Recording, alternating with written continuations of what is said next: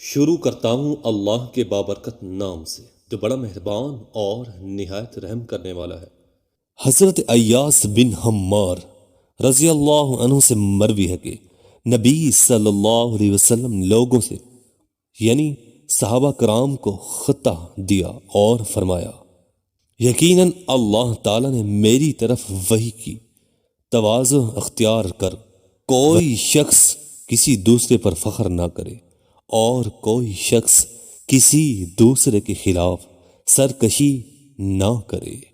حضرت سہل بن سعد رضی اللہ عنہ مروی ہے، انہوں نے کہا کہ رسول اللہ صلی اللہ علیہ وسلم نے فرمایا، بے شک اللہ کرم کرنے والا ہے، مہربانی اور بلند اخلاق کو پسند فرماتا ہے، جبکہ گھٹیا اور ردی اخلاق کو نا پسند فرماتا ہے۔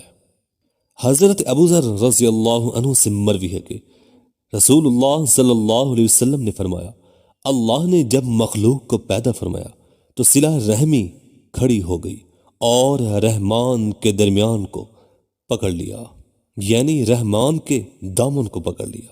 اللہ نے فرمایا، رک جا، اس نے کہا، یہ اس شخص کا مقام ہے جو قطع رحمی تیری پناہ میں آتا ہے۔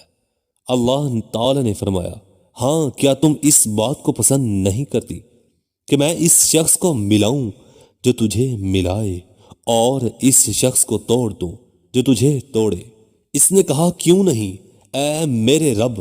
اللہ نے فرمایا، تب یہ تمہارے لیے ہے۔ ابو ذر رضی اللہ عنہ نے کہا، پھر رسول اللہ صلی اللہ علیہ وسلم نے فرمایا، اگر تم چاہو تو یہ آیت پڑھ لو جس کا ترجمہ ہے، اور تم سے یہ بھی بعید نہیں کہ اگر تمہیں حکومت مل جائے تو تم زمین میں فساد برپا کر دو اور رشتے ناتے توڑ ڈالو۔